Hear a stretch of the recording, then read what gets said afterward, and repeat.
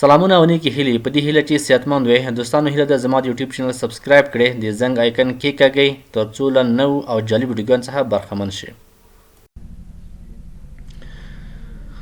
بل راتلونکی ټپ چې دی ډاکټر صاحبانو نن په دې خاطر لږ تیز ځم چې وخت کم دی او زموږ تاسو نن لاست آخري لیکچر دی چې نور خلاص دی، 9 تاریخ دی او سمستر خلاص دی. نن آخري لیکچر دی، نو غواړم چې دا مایکروسافټ ورډ کمپلیټ شي، مکمل شي او کوم مهم موضوعات چې د هغه درته تشریح کړم انشاءالله چې تکمیلیږي. وخت لرو. ښه راځم ریویو ټیب ته. ریویو ټیب کې هم کار کوو.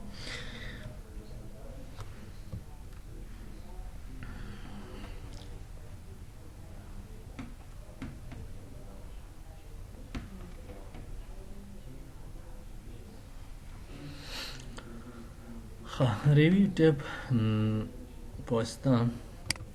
ویو لیدل ته ریویو بیا کتنه، بیا لیدل مطلب یې همدا دی، معنا یې ریویو یعنی بیا کتل، بیا لیدل. ریویو کې لومړی موږ سره دی سپیلنګ اینډ ګرامر. د دې مطلب څه دی؟ ګوره دلته یو څه لیکم. دلته زه ورته دغه کیپ چې لیکلی دا زه لږ غلطوم، ورته لیکم چې کی آی پی، کیپ ډبل ای پی په ځای مې کی آی پی کوم.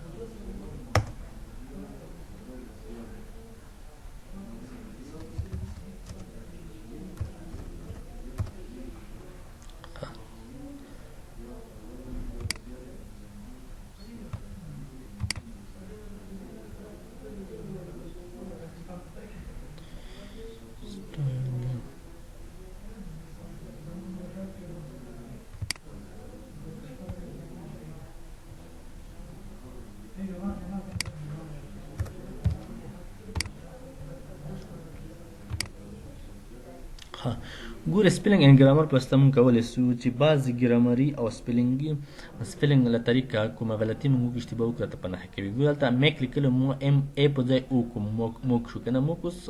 سپیلنګ یې غلط شو. دلته ماته چې کله سپیلنګ ګرامر مې کلیک کوم ماته ښکاره کوي وایي چې دا سپیلنګ چې دی ډاکومنټ لوک پروفیشنلی یعنې دغه سپیلنګ چې دی دا غلط دی. که چیرې وغواړئ چې درته تلفظ کوي وایي دلته کلیک کوو په دې باندې راته وایي. او یا مثال دلته ماته ښکاره کوي چې مثال دلته دغه لغات نه ستا هدف څه دی، میک دی، مایک دی او مفت دی، څه شی دی. او دلته موک لیکلی، موک خو داسې معنا نه لري خاص، موږ ته یې په هغه کړي. زه ورته وایم چې هو دلته ما اشتباه شوی دی، ما میک لیکلو خو ام او شوی دی، او په ځای باید ای ولیکل سي. دلته کلیک کوم اتومات هغه ماته اوکې کوي. سپیلنګ چیک از کمپلیټ جوړ شو. ام او کی په ځای ام ای کی میک ولیکلو. او یا مثال دلته زه راځم دلته یو شی لیکم دی had go to school. ګوره دلته اوس ګرامري شکل باندې د ګو چې دی په ځای باید ګان راشي که نه. دلته ما ورته فرست ښه زه اوس غواړم چې دا غلطي ماته په نښه کړي. دلته څه وایي؟ دلته شین ختم ګوره لاندې دی وایي چې تا دلته د ګو استعمال کړی، ګو نه راځي. د ګو په ځای دی had gone to school باید ولیکل سي. دلته ما دی had go to school لیکلی دی، نو دوی ماته په نښه صحیح درته وایي، هم تلفظ کوي هم. او دلته وایي چې باید سجیشن پیشنهاد یې ګان کړی درته، یعنې ته باید ګان ولیکې د ګو په ځای. ګو غلط دی. نو موږ ته سپیلنګ او ګرامر کار همدا دی چې موږ ته بعضې ګرامري غلطي موږ نه اوسي هغه موږ ته جوړوي. دلته کلیک کوم ګو اوکې. دی had gone to school صحیح شو، یعنې دوی ښوونځي ته تللي وو. نو دا دلته موږ سره ګرامري غلطي جوړوي. تیزاس چې دی د دې په واسطه هم موږ کولی شو، د دې مطلب دا دی تیزاس که نه چې یعنې کولی شو چې یو لغات په اړه څومره معلومات وي د هغې په اړه موږ سره معلومات راته معناګانې لغات څو معناګانې ولري هغه موږ ته ښایي چې مثلا دا لغات څو معناګانې لري.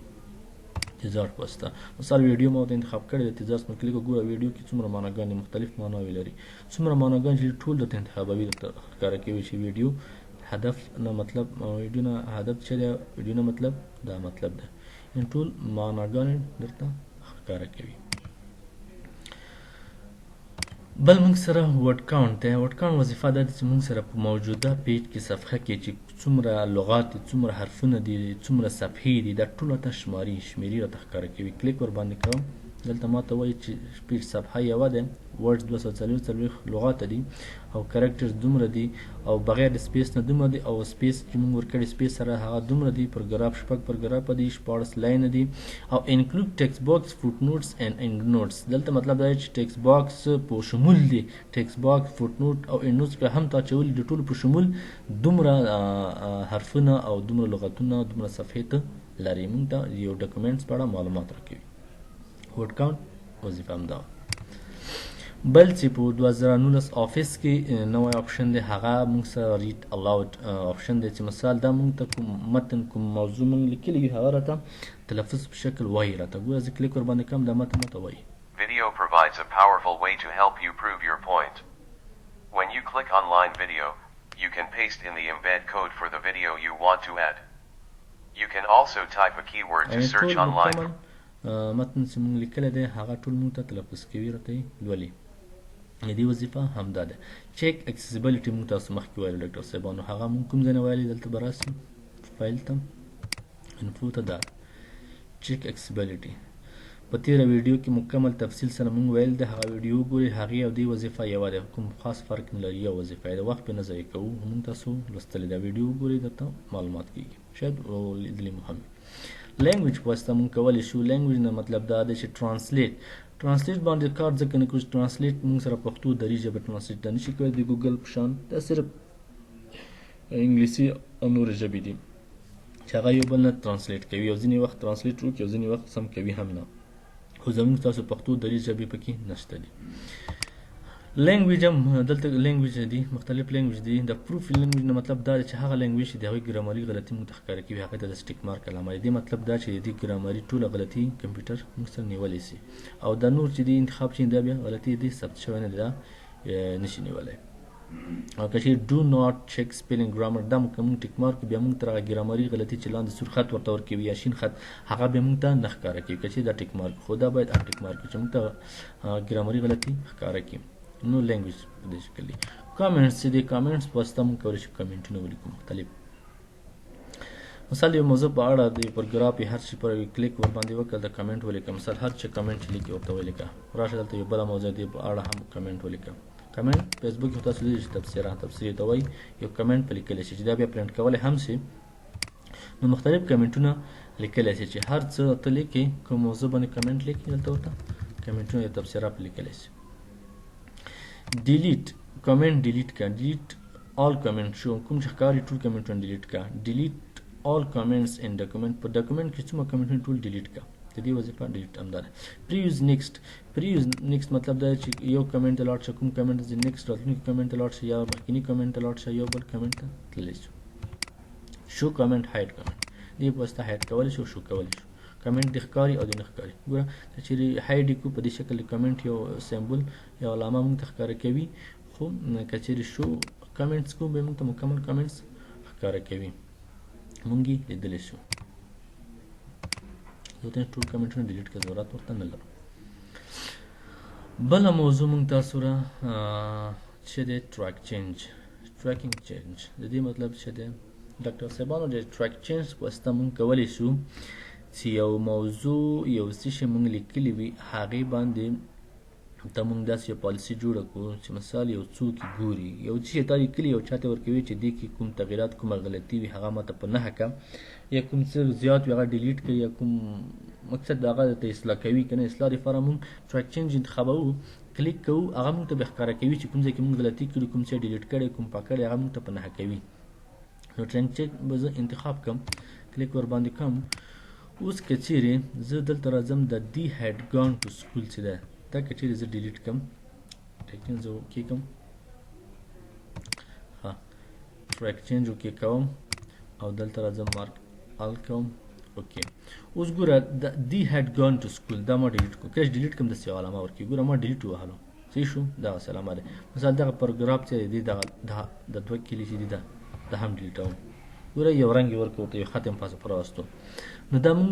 ته ښکاره کوي چې دا ډیلیټ شوي دي دې کې غلطي ده کومه غلطي ده پکې هلته یو نښه ورکوي ټرانکچیټ پوسته یو نښه ورته ورکوي هغه کس یې مونږ ته مثال یو کس ته مونږ ورکوي دا راته اصلاح کړه نو مونږ ته ټول دغه شیان پکې تغیروي کوم تغیرات چې پکې راولي یعنی مونږ ته لنډه وظیفه دا ده چې کوم ډاکومنټس کې کوم تغیرات وشي څوک پکې تغیرات وکړي هغه مونږ ته دلته ښکاره کوي چې څه شي تغیرات یې پکې کړي مونږ ته هغه په یو بل رنګ کې ښکاره کوي هغه تغیرات زموږ ډاکومنټ کې چا تغیرات کړي دې ځای کې ورته مختلف انتخابولی شي چې سمپل مارک دی مارک آل مارکاپ دی نو مارکاپ دی مثال تغیرات ښکاره کړم اوریجنل چې دی هغه اول لیکل چې په کوم شکل هغه راته ښکاره کړم دلته هم کمنټس چې دي دا ښکاره کړه په کوم شکل ښکاره کړه شکلونه ډیزاینونه دي ریویو پینل دی ورټیکل دی په کوم شکل ښکاره کړه مثال په دې شکل دلته هم راته ښکاره کوي کوم څه چې ډیلیټ شوي ګوره دې هیډ ګان ټو دا ډیلیټ شوی دی چا ډیلیټ کړی دی اکاونټ دی اکاونټ ډیلیټ کړی دی همدارنګه ورته هم چې نه دا ماته په دې شکل مه ښکاره کړه په دې شکل په افقي شکل ښکاره کړه هم په افقي شکل ته ښکاره کوي هم په عمودي شکل ته ښکاره کوي د دې وظیفه همدا ده ښه بل موږ سره یو آپشن بل دی چې هغې نه هدف څه شی دی اکسپټ اکسپټ مطلب دا دی چې فرضاً تا یو چاته دا ولیږلو هغې پکې تغیرات راوستلي دي ډېر شیان ډیلیټ کړي دي بعضې ایډیټ کړي دي نو اکسپټ هدف دا دی که چیرې ته غواړې د دغه کوم تغیرات چې پکې کړي ایډیټ کړي دي بعضې څه ډیلیټ کړي دي دا قبلوي accept and move next accept قبولي که accept this change ټول accept که او صحیح دي ما قبول دي accept all change کوم چې ښکاري هغه ټوله accept که راته ما قبول دي accept کوه مې accept all change ټول مکمل change چې دي هغه قبلوه مې accept all change and stop tracking نو مطلب چې دی وایي ټول چې کوم تغیرات شوي دا قبول که accept که خو ولې ټریک چینج چې دی دا سټاپ که نو دې نه بعد ټریک چینج بیا نه کېږي تغیرات پکې نه راځي کوم چې انتخابوي انتخابولی شي همدارنګه ریجیکټ هم په همدې شکل دا ریجیکټ ردول د دې چې کوم تغیرات به کړي ردوي ورته چې نه رد یې کړه زه نه غواړم چې دا ریجیکټ آل چینج کوم چینج چې کړي ټول ردوم اس نه غواړم چې قبول یې کړم ریجیکټ چینج اینډ سټاپ ټریکینګ وایي رد یې هم کړه او له ټریک چینج هم بیخي ختم کړه نو دې پوسته کولی شو ښه دا کوم چینج چې مونږ کړي هغه مونږ ته ښکاره کوي چې کوم چینج مونږ کړي دي نیکسټ چینج دی پریویس چینج دی ټول مونږ ته ښکاره کوي کمپیر ته راځم کمپیر نه مطلب دا د مقایسه کول کمپیر لغوي معنی مقایسه کول چې یو څو شیان په خپل منځ کې سره مقایسه کوي فرضاً دلته ما 2 کتابه لیکلي دي یا مثال یو کتاب دی په 2015 کال کې راغلی دی یو موضوع په اړه بل په 2020 کې راغلی زه غواړم چې هغه دواړه مقایسه کړم چې دې ترمنځ فرق څه دی عمده تفاوت یې څه دی نو زه ورته انتخابوم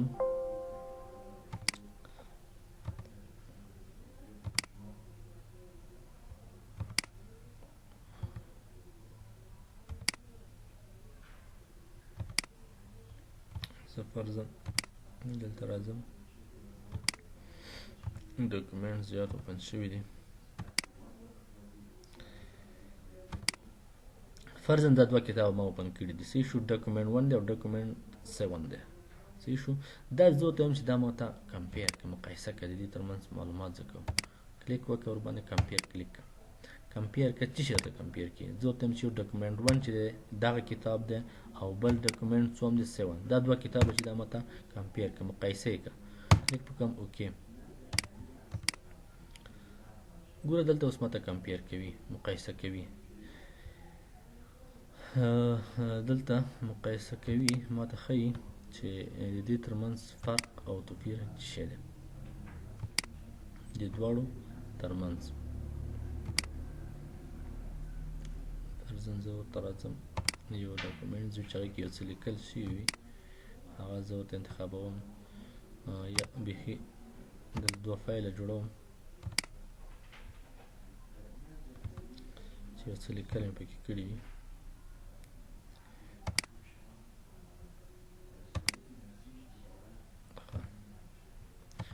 دلته راځم دلته یو څه لیکل کوم فرضاً دا زه ثبت کوم چې ښه پې پوه شو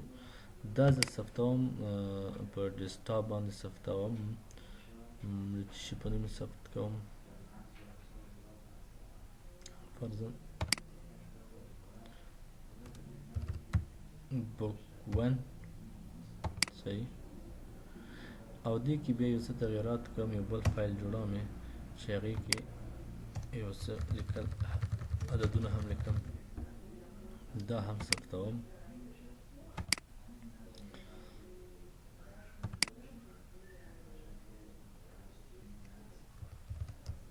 بوک 2 په نوم دا ثبتوم کلوز ګوره دلته فرضاً ما سره دوه کتابه دي یو بوک 1 دی یو بوک 2 دی دواړه اوپن کوم بوک 1 هم اوپن کوم او بیرته بیا راځم بوک 2 هم اوپن کوم زه غواړم چې دې دواړو ترمنځ دوه کتابه دي موضوع یوه دی خو دې ترمنځ یو په یو کال کې د بل کال کې مقایسه کوم چې ترمنځ تغیرات څه دي فرق چې پکې له کوم ځایونو کې فرق دی کمپیر ته راځم کلیک کوم ورته وایم چې ماته یو بوک 1 او له بوک 2 سره کمپیر کړه مقایسه کړه چې فرق یې په منځ کې څه دی اوکې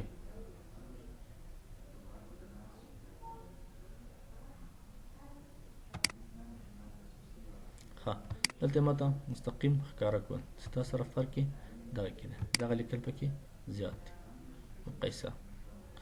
یعنی هغه لیکل چې هغې کې مونږ اضافه کړي وو هغه دغه عددونه مونږ پکې لیکلي وو نو کمپیر نه مطلب دا چې مقایسه کول دي کامبین نه هم همدا معنی لري یوه طریقه ده د کامبین یو ځای کول ته وایي خو طریقه یوه ده چې په همدې شکل راته ښکاره کوي بوک 1 او بوک 2 بله موضوع موږ سره پروټیکټ چې دا هم موږ تاسو ویلی دی په تېر لیکچر کې مو ویلی دی هغه ویډیو تاسو سره وګورئ مشکل نشته پکې پروټیکټ ډاکومنټ دغه دی موږ تاسو ویلی دی دواړو یوه وظیفه دی فرق نه لري انک چې د دې په واسطه موږ کولی شو چې یو برش راواخلو پینټ په شکل دلته یو څه لیکل وکړو خو بعضې افیس کې کار وکړي بعضې کې کار نه کوي یعنی انک وظیفه همدا ده چې یو برش راخیستلی شو دلته یو څه لیکل کولی شو په ریویو کې دغه مهم اپشن و بل موږ سره ټیب چې دی ویو دی وی په واسطه موږ چې کولی شو راځم صفحه اخلم ویو چې دی کتنه لیدلو ته وایي ښکاره کېدل وی په واسطه به کولی شو چې یو صفحه موږ لیکلې وي فرضاً دلته زه بیا نوم لیکل کوم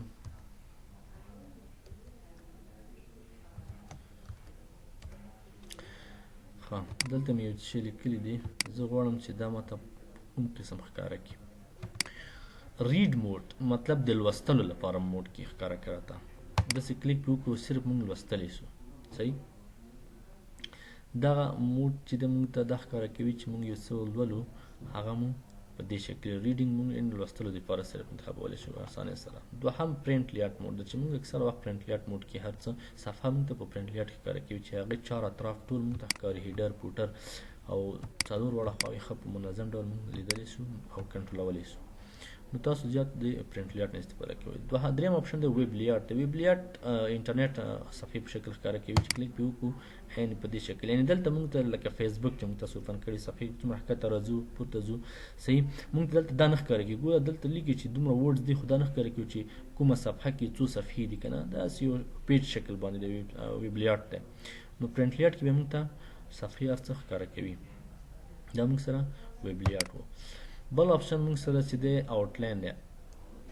آوټلاین نه مخکې زه لومړی ډرافټ ته ځم ډرافټ هم همدې شکل باندې ویب لیاټ په شکل دی ډېر فرق نه لري ډرافټ چې هم دغسې په دې شکل موږ ته ښکاره کوي او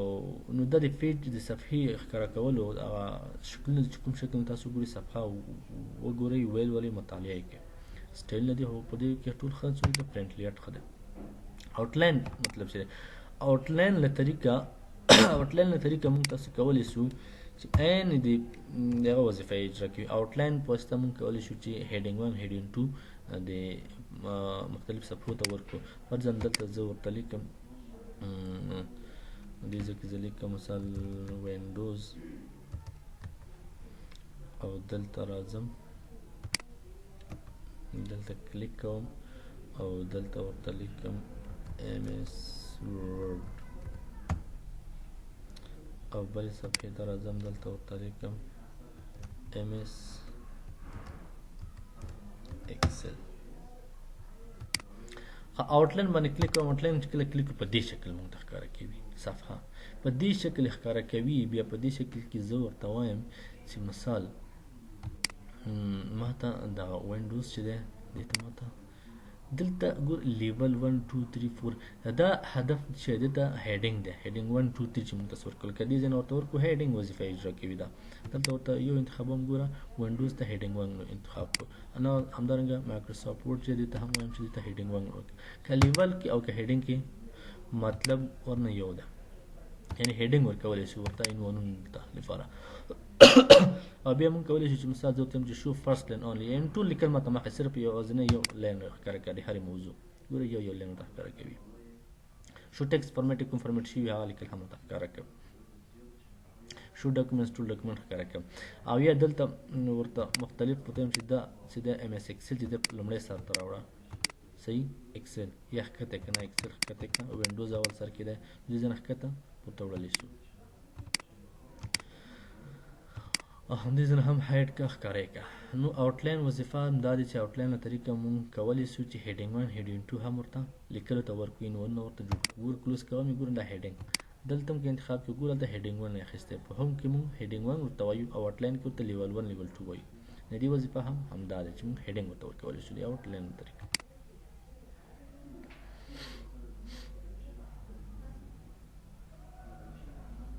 ها بل موږ سره ورټیکل چې دی هم دومره زیات مهم وي خو سایډ ویر سایډ چې د مثال څو صفحې چې موږ خلاص کړي هغه راته ښکاره کوي صبر زه چې راځم دلته یو څو صفحې نور هم اخلم چې ما ته ښکاره کړي هغه څه وایي چې زیات مهم وي چې وخت کم دی ډېر کم دی وخت فرضاً یو څو صفحې موږ اوپن کړي د سایډ ټو سایډ کلیک کوم دلته څنګ په څنګ موږ ته صفحې کوم چې موږ اوپن کړي هغه راته ښکاره کوي صحیح شو ورټیکل ورته چې نه دغه یو شکل په عمودي شکل راته ښکاره کوي د دې وظیفه هم ده رولرز دلته یو رولرز خطکش دی دا راته ښکاره کوي که مه ښکاره کوي که ټیک مارک ولګوو راته ښکاره کوي او که ټیک مارک لرې کړو نه ښکاري ګوره زه کلیک کوم رولرز دا خطکش ښکاره شو راته ګریډ لاین یو قسم لاینونه دي چې هغه هم راته وایي چې ښکاره کوي یا مه ښکاره کوي دغسې لیکلو تر شا یو رقم ګریډ لاین دی د دې په واسطه که چیرې دا ټیک مارک راته ښکاره کوي او که ټیک مارک نه کړو نه ښکاري نیویګیشن پین هم په همدې شکل یو پین دی چې هغه موږ ته هیډینګ او پیج او ریزلټ ښکاره کوي که کلیک یې کړو دلته راته ښکاره کوي دا نیویګیشن پین دی که ووایو چې ښکارېږي خو دلته انتخاب وکړئ چې نه دې ښکاري بیرته یې انټیک مارک کوو ګریډ لاین هم انټیک مارک کوو او رولرز باید ویښه دی رولرز پکارېږي موږ ته زومینګ آپشن دی بل زوم په واسطه کولی شو چې موږ دغه لیکل یو څه وي هغه درته نږدې کړو 100% نورمال دی موږ سره هر وخت باید 100% وي او که چیرې هغې نه زیاتوو دلته زومینګ باندې کلیک کوو دلته ورته انتخابولی شو 100% کوي 100 نه زیاتوي 200 کوي مثال 50% کوي یا دې ځینې فیصدي ته کموي زیاتوي دلته په خپله خوښه ورته زیاتوي کموي ده پریویو کې موږ ته ښکاره کوي هم دې ځای نه مختلف سایزونه ورته انتخابولی شي هر څومره ته وغواړې ورته انتخابولی شي دغسې سایزونه ورته انتخابولی شي پیج ویت ټیکسټ ویت هول پیج څه مطلب ده پیج ویت یعنې د صفحې په اندازې منظم کړو هلته پریویو کې موږ ښکاري ده د صفحې په سطحې راته غټ کړه یا ټیکسټ ویت د لیکلو په سطحه په اندازې کړه یا مثال هول پیج په دې شکل کې راته مینی پیج که چیرې ډېر پیجونه هم ټول راته ښکاره کوي ده اوکې کړه ګوره 3 صفحې موږ اوپن کړي 3 وړه صفحې راته ښکاره کوي نو دې ځای نه موږ مختلف سایزونه ورته انتخابولی شي 1 پیج کلیک کړه یو راته ښکاره کوي 2 پیج کلیک کړه مختلف پیجونه ته ښکاره کوي همدارنګه په دې شکل نږدې کول لرې کول خو موږ تاسو لپاره نورمال چې د 100% باید انتخاب کړو 100% چې دی دا موږ سره نورمال دی کلیک ورباندې کوم بس هر وخت تاسو کوشش کوئ چې 100% انتخاب کړئ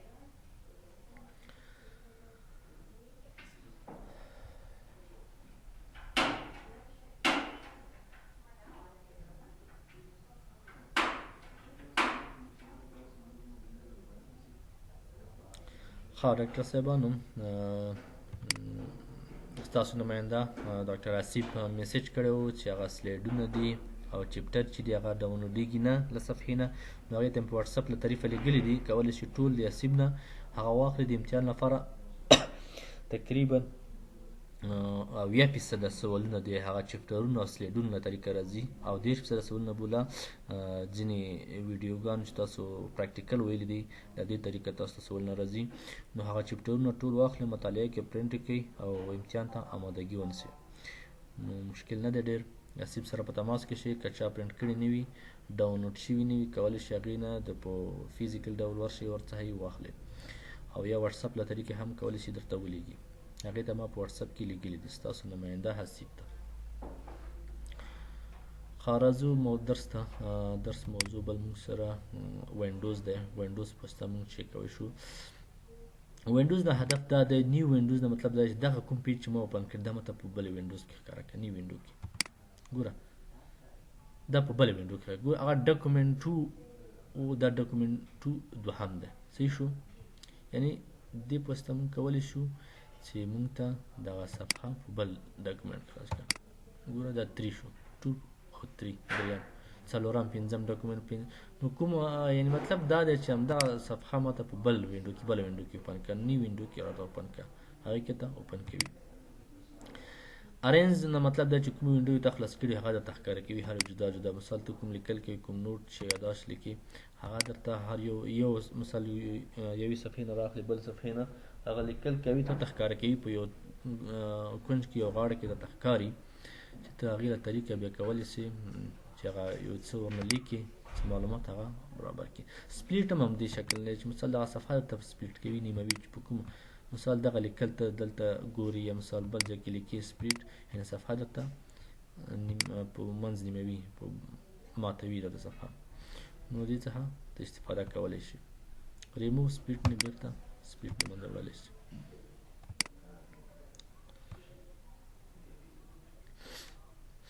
ویب سایټ بیا سایټ هم هماغه موضوع ده چې دلته مختلف سایټو باندې ته دغه کوم صفحې چې دي سایټ بای سایټ وګورې څنګ په څنګ یې وګورې ورټیکل شکل وګورې هارزنټل وګورې سویچ ټو وینډوز نه مطلب چې دی ګوره سویچ ټو وینډوز او د دې ټاسک بار کې چې کوم موږ ته ښکارېدي یوه وظیفه ده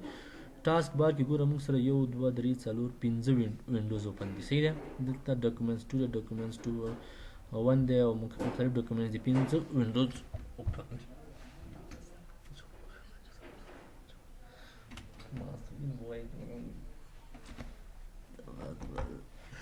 نو دلته مختلف فن دي او د دې دواړو هدف یو دی که دې ځای نه هم موږ تاسو کولی شو مختلف ډاکومنټس انتخاب کړو هغه سکرین ته راوړو او کوی چې نه له دې ځای څخه زه نه غواړم او له دې ځای څخه هم کولی شو کوم ځای څخه سویچ ډاکومنټ دلته کلیک کړئ دلته ښکاري ګوره اول دویم دریم څلورم هغه یو ما کلوز کړو نو دې طریقې نه څلور پاتې شول اوس موږ تاسو فعلا په دوهم ډاکومنټس کې مثال زه دریم کلیک کوم دلته دریم راته اوپن کېږي نو له دې ځای څخه هر یو جدا جدا موږ انتخابولی شو چې کوم یو تاسو انتخابولی دی او د ټاسک بار باندې چې کوم دې دواړو وظیفه یوه ده کوم خاص فرق نه لري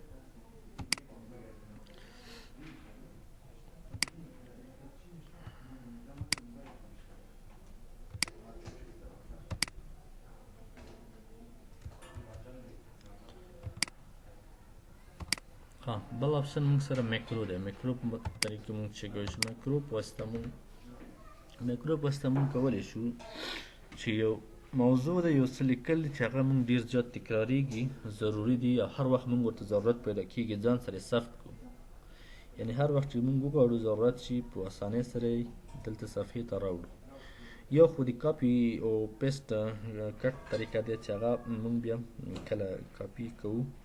او چې سیف یې نه کړو کمپیوټر ګل کړو له منځه ځي هغه موقتي وي خو میکرو چې دا ریکارډ کوي ثبتوي چې هغه هر وخت دپاره هر څو ورځو دپاره ته وغواړې د ساتي اوپن کولی شي هغه فایل د دې لپاره زه چې کوم فرضاً زه دلته یو څه لیکل کوم بیا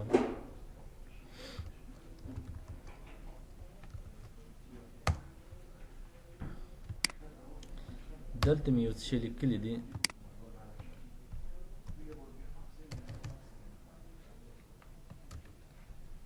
فرضاً دلته مې یو څه لیکلی دلته ورته لیکم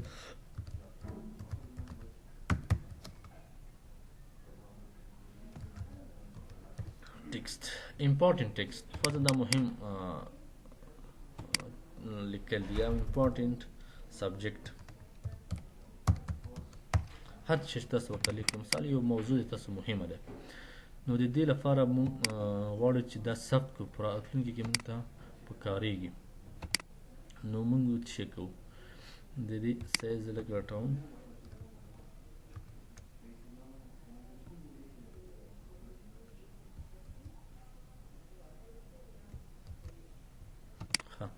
فرضاً دغه لیکل دي ما کړي دي دې سایز مې برابر کړی دی جوړ کړي مې دي منظم دي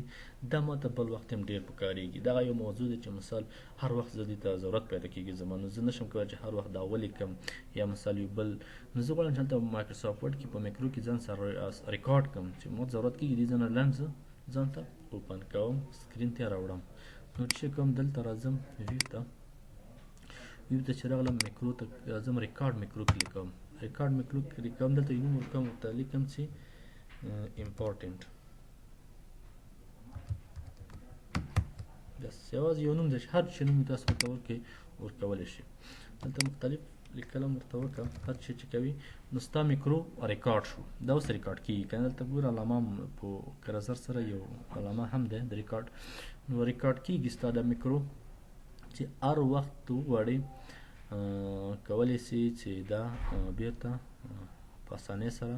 صفحې ته راوړي ښه مثال دغه لیکل ما کړي هر څومره چې وي دا ریکارډ شو زه اوس ریکارډ سټاپ کوم پاوز کولی هم شي چې مثال بعضې وخت لپاره وقفې لپاره پاوز کړي بیرته بیا شروع کړي زه ورته یم چې نه همدومره بس ده ریکارډ پاوز کوم ټیک شو ریکارډ ما پاوز کړو زه اوس راځم کلوز کوم دا ډاکومنټس دلته هم راځم کلوز آل وینډوز کوم ټول کلوز شي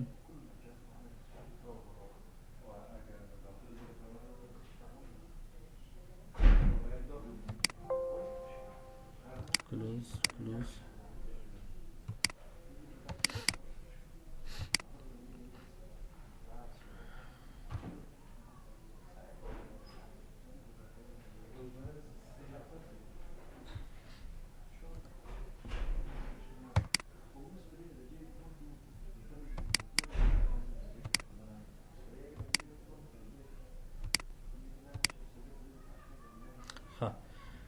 زه راځم ټول مې کلوز کو مثال یو څو ورځې وروسته راغلم او بیرته یو څه لیکم او زما هماغه لیکل چې ما ته ډېر زیات په دقت پورې ضروري دلته زه ضرورت لرم چې باید هغه هم انزرټ کړم نو چېرته راځم ما ریکارډ کړي دي میکرو ته راځم ویو میکرو باندې کلیک کوم دلته چې څومره میکرو ته ایډ کړي هغه نومونه درته راځي میکرو نیم کوم نومو باندې تا ثبت کړي دي نو لیست درته راځي مونږ خو اوس یوازې یو د امپارټنټ په نوم باندې یو میکرو ریکارډ کړی دی چې هغه لیکل غواړم دلته رن کړم او دلته زما په کار دی چې کوم کلیک کوم رن کلیک کوم نو هغه لیکل چې مونږ کړي وو هغه لیکل راغل خو پاسني لیکل نه پوهېږم څه مشکل لري هغه نه شي چې لاندې کوم لیکل مونږ وکړل هغه ریکارډ یې کړی دی هغه مونږ ته دلته راوړل خو مونږ ګډوډ لیکل کړي وو کوم خاص موضوع مو نه وه لیکلې هغه امپارټنټ چې وو هغه مونږ کړي وو خو دا چې مشکل افیس دلته راکنه دي خو طریقه هم دا ده خو لیکل را نه وړل خو همدې طریقه ده تاسو پریکټس وکړئ کار کوي خو د افیس ځینې وخت کې کار سم نه کوي بعضې اپشنونه چې اوپن کې کلوز کې بیا سمیږي خو طریقه هم دا ده تاسو کار پې وکړئ اوس پې وخت نه ضایع کوو که بیا هم کوم مشکل و بیرته په راتلونکي درس کې به درته تشریح کوم او کوم ځای نه پوه نه شول بیا راته پوښتنه کولی شئ سوال کولی شئ بل موږ سره پراپرټیز د چې موږ تاسو دا لوستل دغه پراپرټیز د دغه په باره کې ټول معلومات موږ تاسو سټارټ کې کله چې مایکروسافټ ورډ موږ شروع کړو هلته دغه موضوع شروع کړې ده پراپرټیز موږ تاسو په تفصیل سره ټول د هر څه ویلي دي هغه ویډیوګانې تاسو وګورئ یو ځل تعقیب وکړئ انشاءالله کوم خاص مشکل به پکې نه وي او داسې نوي څه پکې شته نه چې زه هغې باندې غواړم خبرې وکړم دا موږ سره په وی مینو کې هغه کوم مهم موضوعات چې وو وی مینو فکر کوم کوم څه پاتې هم نه دي کمپلیټ دي ټول تشریح شو او راتلونکی یو بل ټیب چې د موږ سره هیلپ په نوم دی هیلپ کې خاص څه نشته هیلپ په لغوي معنا چې د کومک د مرسته ده هیلپ واسطه موږ کولی شو یو موضوع په اړه یو څه په اړه یو کومک وغواړو نو د دې لپاره زه چې کوم هیلپ باندې کلیک کوم هیلپ کې څه اپشن دي یعنی مایکروسافټ له طرفه که چیرې ته وغواړې یو هیلپ وغواړې کوم موضوع باندې پوه نه شي کوم څه کې مشکل ولرې کولی شي چې ته مایکروسافټ نه هیلپ وغواړې کومک وغواړې دلته به راشې دلته به هیلپ باندې کلیک وکړې هیلپ نو دلته چې کله انټرنیټ هم در سره وي دلته ورته انتخابوه هره موضوع چې وي هغه موضوع په اړه تا ته ټول معلومات درکوي